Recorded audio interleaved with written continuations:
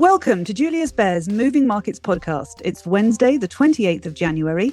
My name is Bernadette Anderko, and I'm going to be joined on the podcast today by my colleague Jan Bopp for all of the latest markets news. And then we'll be taking a look at a few US Federal Reserve related matters with our head of fixed income research, Dario Messi.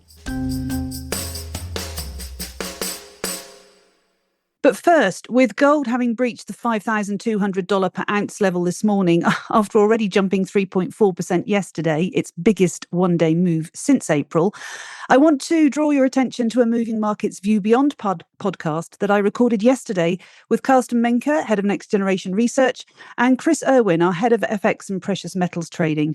In it, we discuss what's fueling the rally, whether it can continue, and how investors might position themselves in these volatile markets. It's a fascinating conversation. It's just been published and it's called Is the Precious Metals Mania Set to Continue? So take a listen after we finish the Daily Show. Let's kick off with the news. Good morning, Jan. Good morning, Bernadette. Thanks for having me. So why don't we start with US trade policy? In less than 3 weeks, President Trump has announced various tariff threats aimed at Canada, South Korea, Iran's trading partners, and even Greenland. Normally, markets would light up with concern, but this time, almost no reaction. So why? Well, look, markets have learned to take these announcements with a grain of salt. Now, Bloomberg Economics reviewed 49 similar threats since the November 24 election and found that only a quarter were actually implemented. The rest were withdrawn or left hanging. So the abbreviation TACO, a term a Financial Times author created, which stands for Trump always chickens out, isn't completely accurate, but he does chicken out 75% of the time. But we are seeing consequences elsewhere. So since the start of the year, US equities have underperformed. Investors see this as a sign of a rotation out of US equities, especially AI stocks, into broader markets. And the dollar is suddenly under serious pressure. Absolutely, Bernadette. Dollar traders are now paying record premiums for options that benefit from further dollar weakness. The cost for short-dated downside protection is the highest since Bloomberg began tracking this data in 2011, and positioning is heavily skewed. Since Thursday, nearly 2/3 of euro and Australian dollar option trades have bet on more dollar weakness. The move continued yesterday, didn't it? The US trade-weighted dollar index hit its weakest level in almost 4 years, despite fairly solid US economic data and expectations that the Fed will not cut rates later today. You're right. I mean, US consumer confidence in January fell more than expected yesterday to a 12-year low, to be precise. So Americans are worried about the economy, inflation, and weakening labor market. But hard data so far is very, very robust. And it wasn't the reason for the dollar weakness yesterday. It really is US policy and a resurgent yen. A Japanese official said Tokyo is ready to act in line with the US-Japan FX agreement. And this cooperation was seen as indication that the Trump administration is open to weaker dollar. I mean, Trump was asked by a reporter yesterday about the dollar, and he seemed pretty relaxed, saying it's great for US business. So no pushback from this front. Okay, but on another note, the Swiss franc is on a mission of its own. It hit an 11-year high against the dollar yesterday, falling below 0.77. And maybe even more importantly, it broke through 0.92 against the euro, a level that's acted almost like a psychological floor for years. Yeah, I mean, the moves were massive. Some market participants see that 0.92 mark in euro Swiss franc as a soft trigger for potential action of the Swiss National Bank.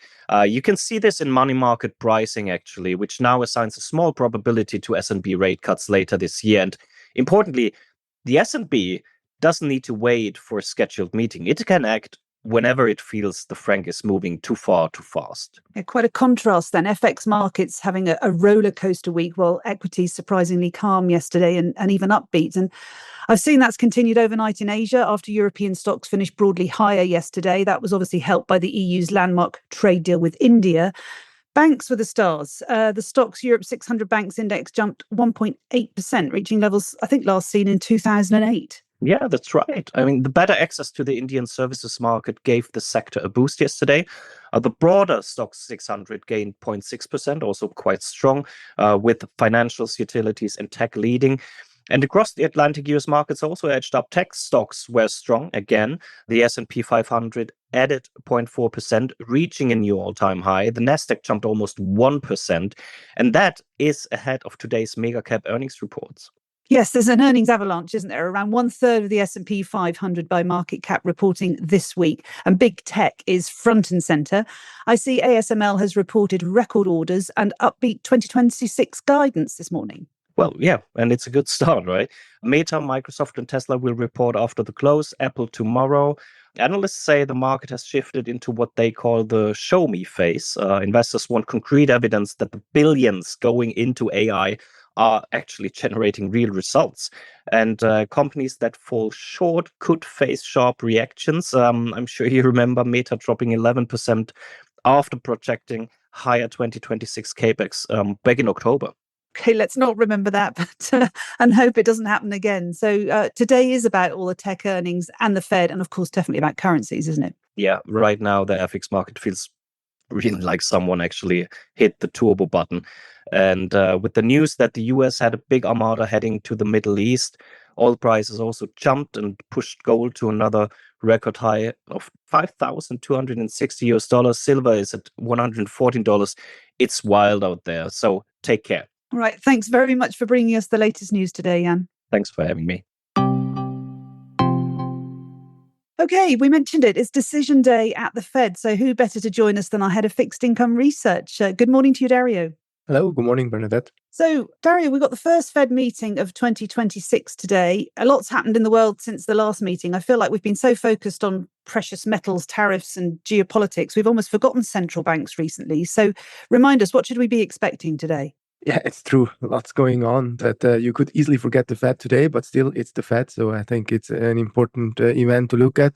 But at the same time, I think, yeah, probably part of why you might think a bit less about it is because most likely we'll not see big surprises today. So the Fed really seems not willing to do the next move just now.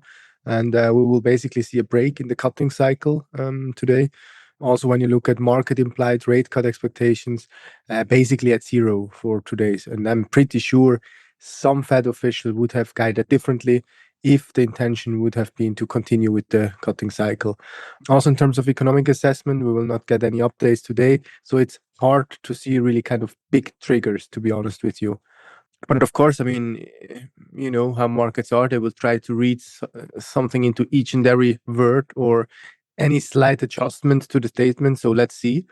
I think apart from the policy itself, there will probably also be a lot of focus and a lot of questions on Powell. The latest attacks from Trump, if he intends to stay the board after giving over the helm in May. And also here, I would be surprised if we hear a lot from Powell personally, actually.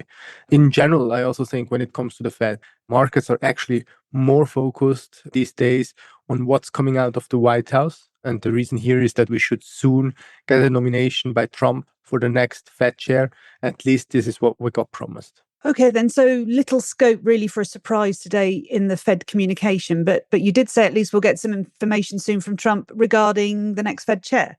Yes, exactly. This is what he repeatedly said, that we're coming closer to announcement here.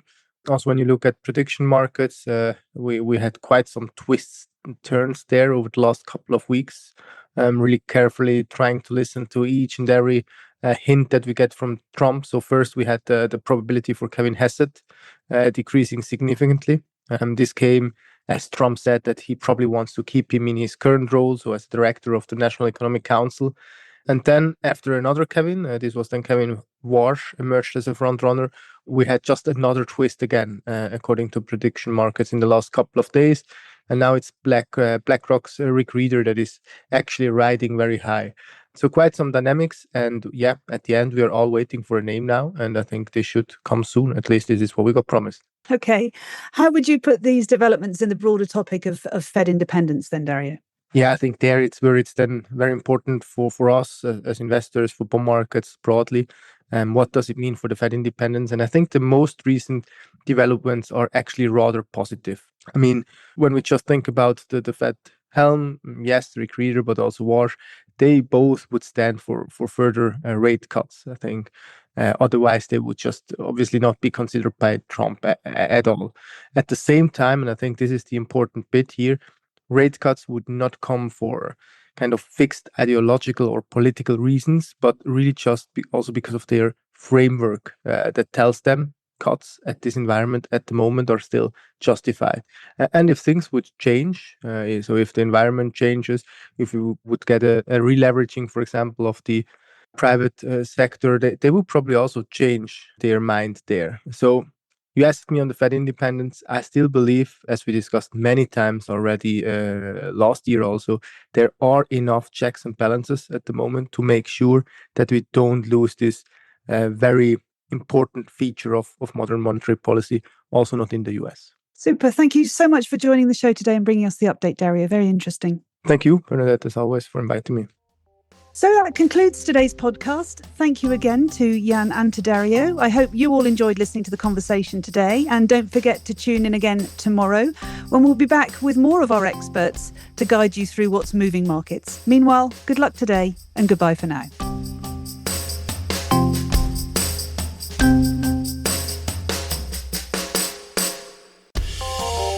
The information and opinions expressed in this podcast constitute marketing material and are not the result of independent financial or investment research. Please refer to www.juliusbaer.com/legal/podcasts for further other important legal information.